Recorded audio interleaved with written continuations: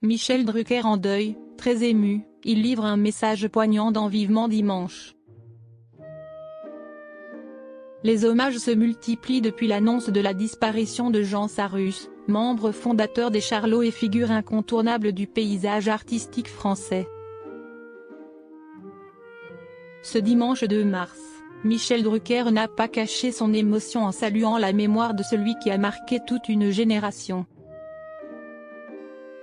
Si est une page de la chanson et du comique à la française qui se tourne.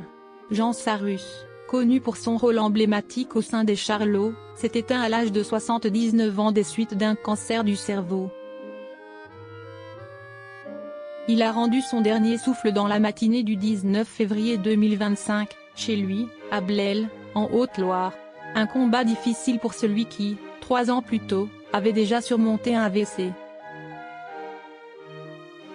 Alternant entre comédie et musique, Jean Sarrus a su conquérir le public grâce à son humour décalé et son talent scénique.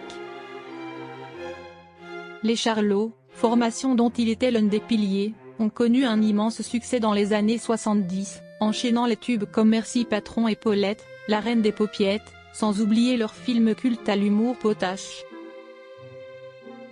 Avec sa disparition, si est un pan de la culture populaire française qui s'envole, laissant ses fans orphelins.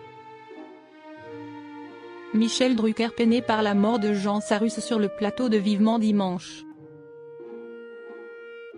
Fidèle à son engagement envers les artistes qu'il a côtoyés tout au long de sa carrière, Michel Drucker a tenu à rendre hommage à son ami Jean Sarrus dans son émission Vivement dimanche. Face à Vincent Lagaffe, l'animateur emblématique de France 3 a pris un instant pour saluer la mémoire du comédien disparu. « Je voudrais rendre hommage à quelqu'un que j'aimais beaucoup, si est Jean Sarrus. Il vient de nous quitter. Il a créé le groupe des Charlots. Il nous a quittés il y a quelques jours à 79 ans. Il était à l'origine de ce groupe mythique. Voilà, je voulais rendre hommage à Jean Sarrus qui était un garçon charmant. »